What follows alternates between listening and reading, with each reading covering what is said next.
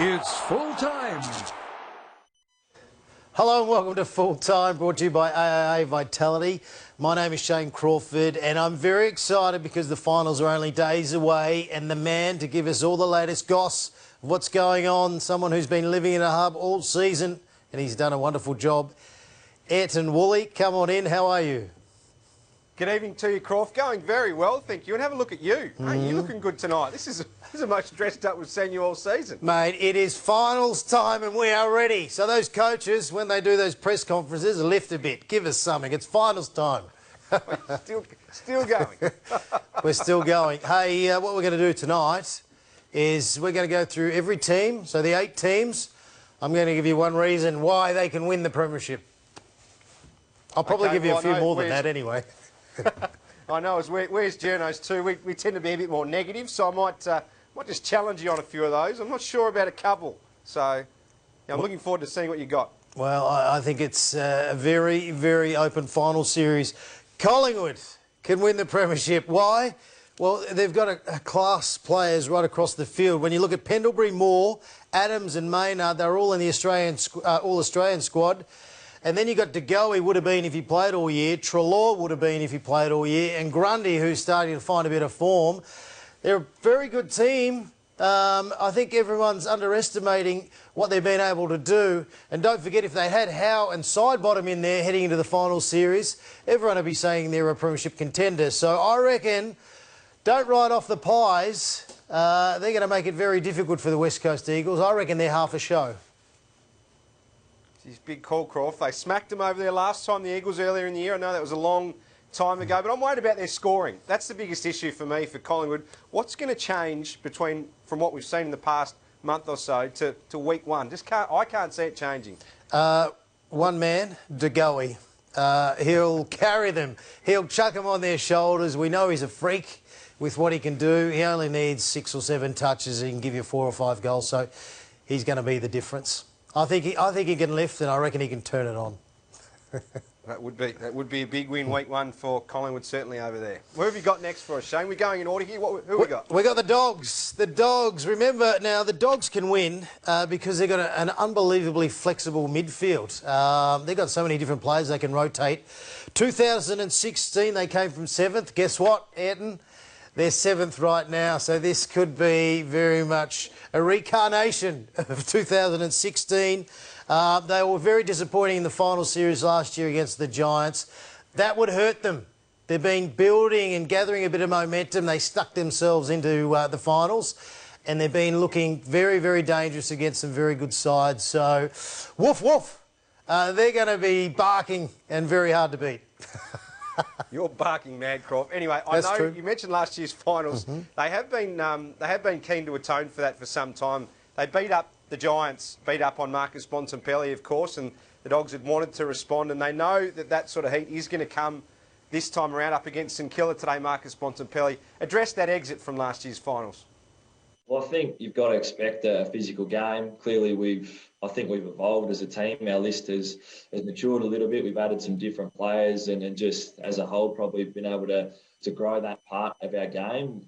We're pretty conscious of making sure it doesn't become a distraction for us. We've got to continue to play to our strengths and recognise the parts of the game that we do really well, but also understand that it's, especially finals football, a physical game. So we've got to bring a really strong level of that style, but also still balance it out with the parts of the game that are really important for us.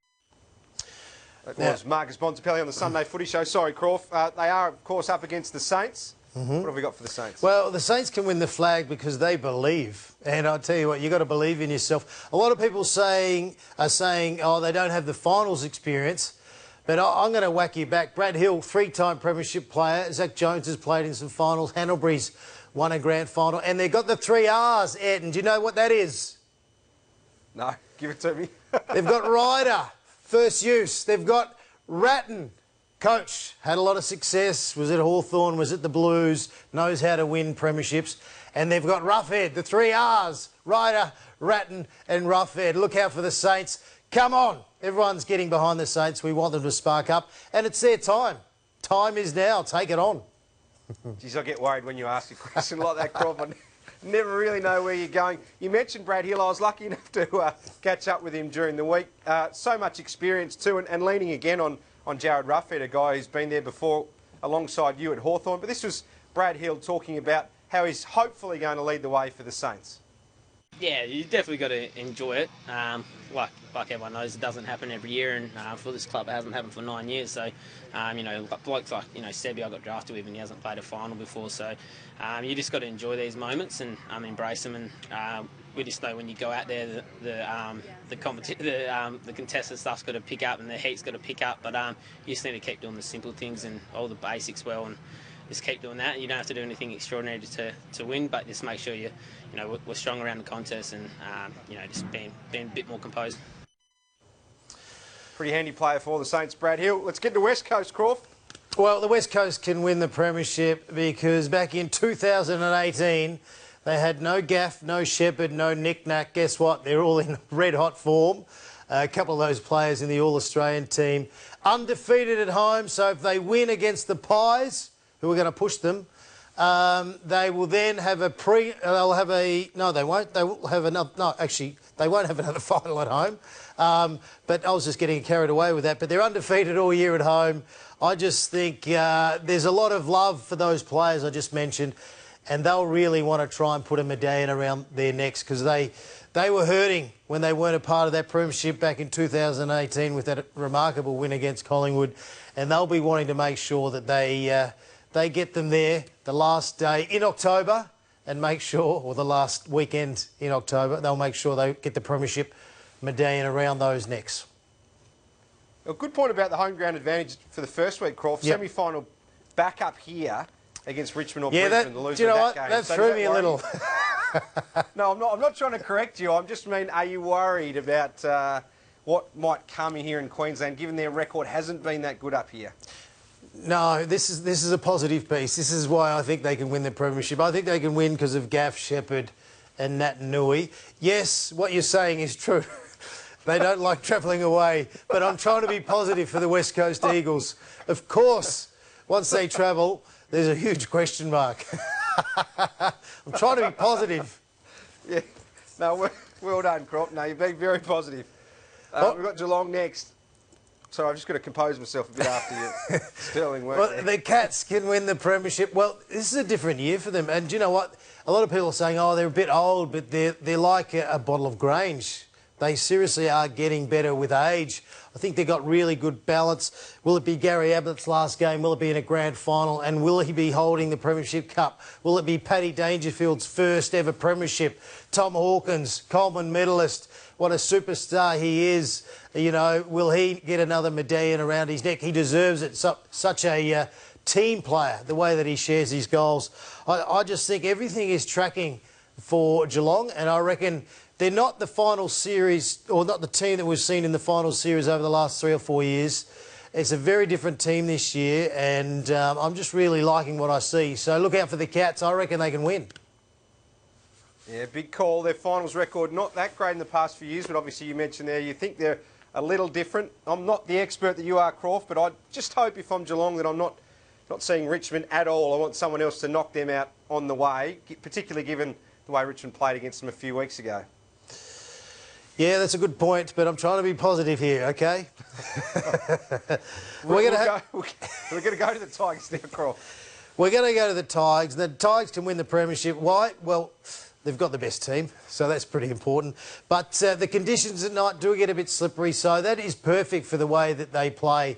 And everyone says they play this sort of chaotic style, which they do, but there still is a real system to it all. I sort of don't like it when people go, oh, they just make it up as they go. I can assure you behind closed doors they do a lot of training in the way they want to move things and the way that they place players. But conditions are just perfect. They've built beautifully. A lot of senior players have come back into the side in the second half of the season. Edwards, superstar. You know, they had Caddy have a run on the weekend. They got so many players to pick from, and I reckon, look out, the Tigers could be going back to back. You've been really good with those noises so far. I'm actually going to agree with you this time, Crawford, so you don't have to think of any negative thoughts this time around. Definitely, I reckon, the team to beat for what it's worth. Anyway, caught up today with Dylan Grimes, possibly lining up on Charlie Cameron. He's had some great battles with Cameron. Of course, it was in last year's final series. He kept him quiet. This is what Dylan Grimes said he's expecting on Friday night. Yeah, he's a good footballer. That's about as much as you can say about him. He's just so sharp around goals. He's good skills. He's fit, fast, can take a grab. Like, you know, those all-round kind of complete footballers are the hardest ones to stop because you're trying to plug holes really. And yeah, Charlie's one of those guys. We've played on each other a few times now. I think last time when we played just across the road, he was getting up the ground a lot more, and we probably spent as little time on each other as we have in the past. So, yeah, I'm not sure whether that's going to be the tactic again, but yeah, certainly if he's in the defensive 50, I've played on him before, and that might be a matchup that we go to. But having said that, they've got other forwards that have been firing recently. Cam Rayner's been playing some good footy. Hipwood's been firing as well. So, yeah, it's going to be a challenge regardless of whether it's Charlie popping up or those guys. So it's going to be. Tigers, of course, finished in third. That means they face Brisbane at the Gabba. They haven't lost to the Lions up here, and I think it's about 7 or 8 years, Croft. So how are Brisbane going to win it? Well, the Lions can win the premiership because there's no place like home. They love playing at the Gabba. They're up and about, sleep in their own beds. Now they've got their own crowds coming along. They'll learn, well, they've learned a lot from last year in the finals where they were highly competitive, but they just didn't have that killer punch. And I reckon this is the year. So if ever they're going to win a premiership over the next few years, this is the year for the Brisbane Lions. They're ready to roar, and not only that, they'll have the Brownlow medalists running around for them as well, Lachie Neale. So everything is tracking beautifully for the Brisbane Lions to take the premiership in Queensland, in Brisbane, in front of their home crowd. That's pretty cool. Would be a massive moment, the AFL, to launch in Brisbane tomorrow, the final series. So look forward to hopefully finding out about the pre-match entertainment. You won't be a part of that, Croft. We'll go now to Port Adelaide, the minor premiers. So obviously they've got a bit of form behind them. Are they the best team in the comp? Well, they've been the best team all year. They've been on top of the ladder all year. We are not giving them the respect. Why have they been on top? Because they've been one of the better teams. It's simple as that. They just keep getting the job done. I liked the way they went about it against Collingwood a few weeks ago. They just couldn't get through them. So defensively, they set up really well. I reckon they can win the premiership because it's their 150th year, and what a year to win the premiership. Everyone's saying, we don't really care about the premiership this year. That is not true. That is just going to show your club is galvanised and together through thick and thin what's been a really tough year for all the football clubs. I'm just liking what I see. I just think they've got great balance. I just think if they win against the Tigers, they will then get a prelim at home, and just everything is tracking beautifully for Port to win the premiership in their 150th year. What about that? That's going to be pretty special. Yeah, it would be massive for Port Adelaide. Big game to open the final series Thursday night up against the Cats. So let's take I did say the Tigers then, didn't I? I said the Tigers, but anyway, I keep thinking of them two playing in the grand final against each other. So they can take the Cats in front of their home crowd at home. How good is that? Well, let's have a look at those games individually, Croft, because I want to give you a winner from each. Give me a winner from each one. And this time, you have to make the call, Croft. You can't be all rosy and positive about everyone, because someone's going to lose and someone's going home. Yeah. So, Port Adelaide and Geelong. Can I just say, this final series, like if you look back to last year, you can confidently go, I'm pretty sure I can see who's going to win, and that was Richmond. This year, yes, I can see Richmond building really well, but when you got Richmond, playing the first final against Brisbane and on Brisbane's home deck in front of their home crowd, that's an advantage. That has to be at least a 2 or 3 goal advantage.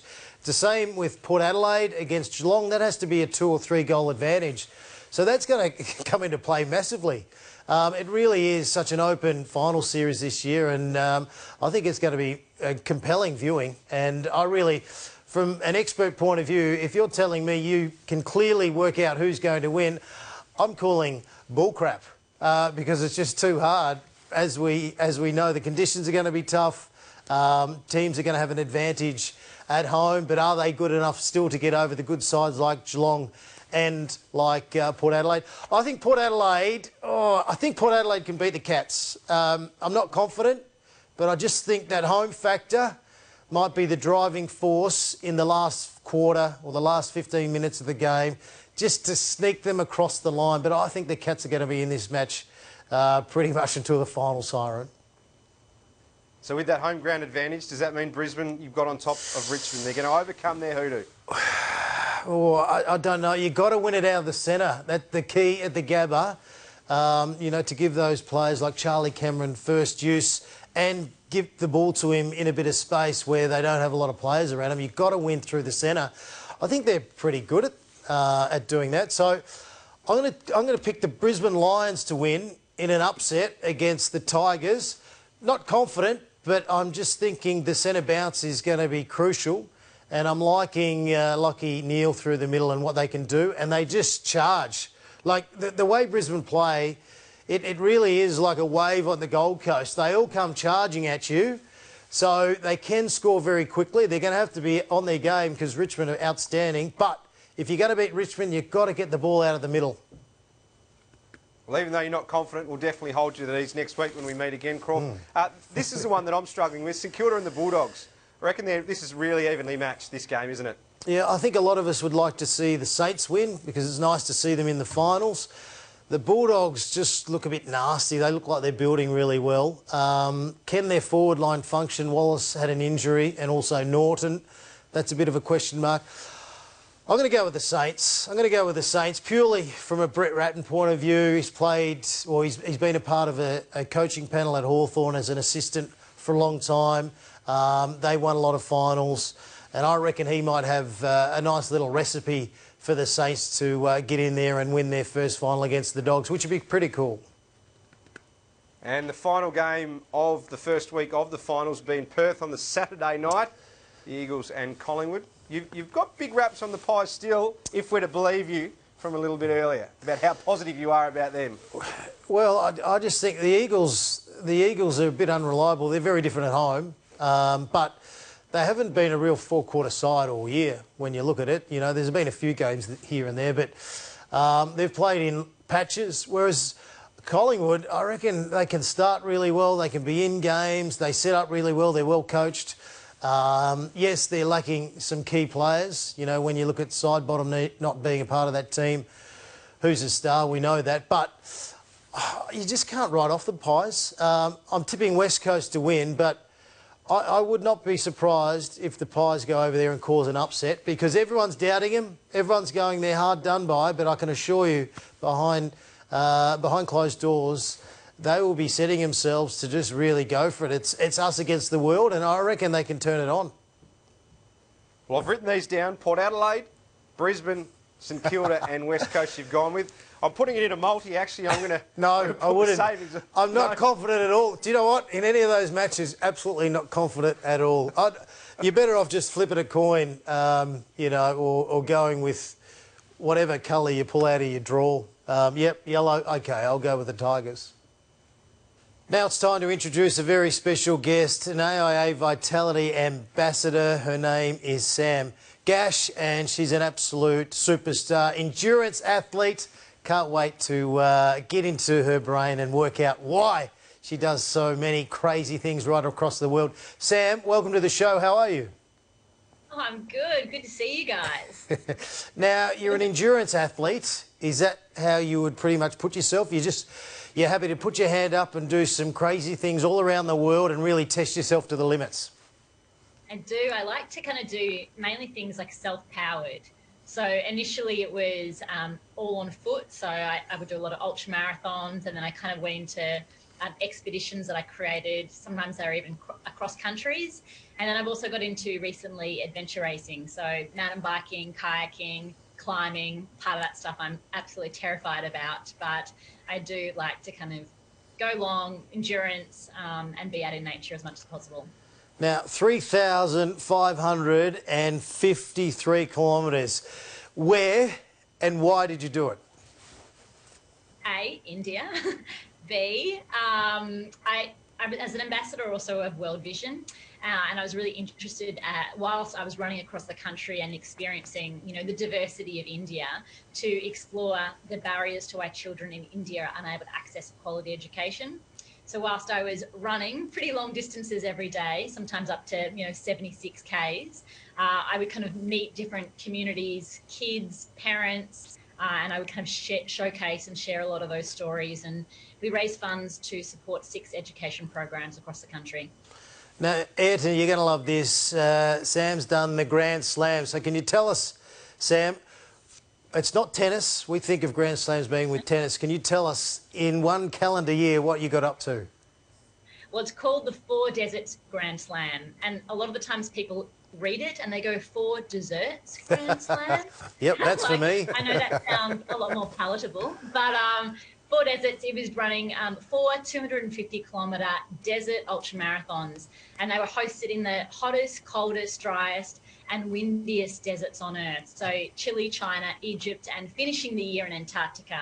And I think the feature of those races is that you have to actually carry everything that you need to survive in a pack on your back. So there's no support crew. You've got all your clothes, all your food for 6 days in your pack. So, you can't tell on this right now, but I'm super short. I'm under 5 foot tall. So I was carrying about 25% of my body weight on day one of these races. Sounds like hell to me. I struggle sometimes to run from here down to the pub, but how are you doing it? How are you getting yourself in that sort of mindset in those sort of longer distances? I mean, it just sounds horrific, to be honest. Look, I do get what you're saying, and I think when I first started out in it, there was a lot of naivety at play. You can almost romanticize, I'm going to run across a desert and it's going to be beautiful. And then you get to it and you're like, oh, this is actually really freaking hard. And I think for me, when I'm doing these races or even these expeditions, and sometimes now even in my training, it's almost the only time in my life where I'm not thinking about what's past, kind of fretting about what's to come. I'm just completely in the moment. Most of the time I don't have technology, and it's just really... I actually find it really peaceful, and obviously there's discomfort, but I've become quite comfortable with that, and I guess I've learnt to not characterise it as pain or suffering. I just see it as this place where I get to grow a lot. So ultra marathon races. So what distance qualifies you for an ultra marathon race? I think they technically say anything over the marathon distance, which is 42.2 Ks. I've always thought anything over 50 is what's an ultra. And I have done a lot of races in the past, but I guess more recently loved creating expeditions. I guess I love where you put all the pieces of the puzzle together, you determine when you're going to stop, you craft your why for doing it. And you choose exactly where you want to go. So, I did a run across South Africa's Freedom Trail in 2014. And it's a trail that only been constructed 10 years beforehand. And it was, constructed 10 years after freedom in South Africa. And it was typically a mountain bike route. And for 32 days, I ran across this trail and I didn't see a road once. I barely saw people. I was jumping over fences into game reserves. Oh my goodness. It's an adventure. It's so cool. You certainly don't mind putting yourself out there, Sam. You've been on Survivor as well, I believe. Tell us about that experience, because that's a bit different again. That was the hardest thing.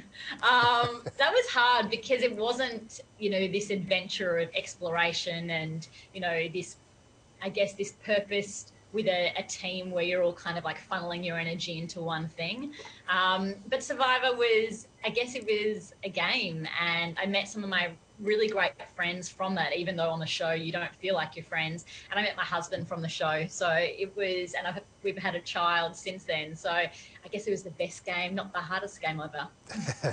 Now, turning to a bit of football, because we do love a bit of football on this show. No. You've got to have a team. Which team do you support? I'm a Geelong fan. So my dad was born in Geelong and there was just really no choice. And as we spoke just beforehand, it's been a pretty good team to barrack for over the years. And obviously you've got to have a favourite player. Everyone's got a favourite player. Who would that be? I don't mind Tom Hawkins. I like a good country boy. Yes, of course. You can't beat a good country boy. He's one of our favourites, and won the Coleman medal for the first time, which is awesome to see because he does give a lot of goals off. Can they win the grand final? That's what I want to know. I mean, I don't know. I'm not a betting person, so I'm just going to be watching it like everyone else. Fingers crossed. Well, thanks so much for your time, Sam. A fantastic story. I still can't quite believe some of those distances that you've covered, but well done and thanks again. Good luck getting through ISO, because I know for you, someone who's probably running everywhere, it's a little bit difficult at the moment. I know. When you come back to Melbourne, I'll take you for a run. No, good on you, Sam. Hey, and Ayrton, maybe you can do the Grand Slam down on the Gold Coast, the 4 kebab shops from one to the other, and see if you can bang down a kebab at each of them. Now, that would be good. I think that's much more likely, Crawford. Much more likely. I reckon I'm part of the way there too, so that's all we've got time for. Thanks for having me, guys. This week, though. Thank you.